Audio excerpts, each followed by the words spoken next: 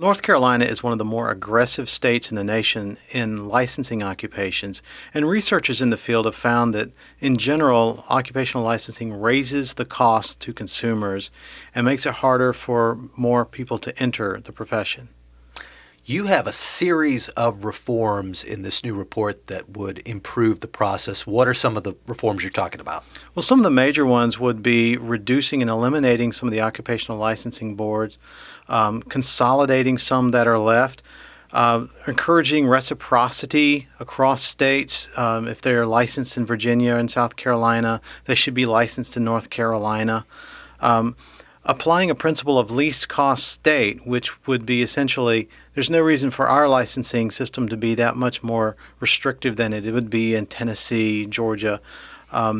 Sunrise provisions for brand new boards. If we're going to have a new board, let's have a really good standard before we decide to do it. Sunset provisions for all of the boards, so a periodic review of them. Now, you mentioned early on that there might be a good idea of merging, consolidating, getting rid of some of the boards. Just how many boards are we talking about? There are a lot of them, aren't there? Yeah, there are over 50 in North Carolina. And that's many more than some states have. Yes, in North Carolina, licenses about 3 times as many professions as if you just go into South Carolina. And comparable in terms of the entire United States, it's also sort of higher than average, isn't it? Yes, it's in the top, depending on the study, it's in the top 12 to top 15.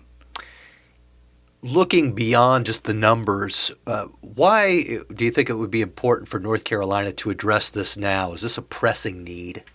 Well, we are trying to come out of an economic slowdown, and this would be a good way to increase jobs, especially jobs for the poor. A lot of these licensing boards affect employment opportunities for the poor, especially when you're thinking about barbers, cosmetologists, many different dental assistants, things like that. So it would be a good way of increasing job opportunities for the poor as well.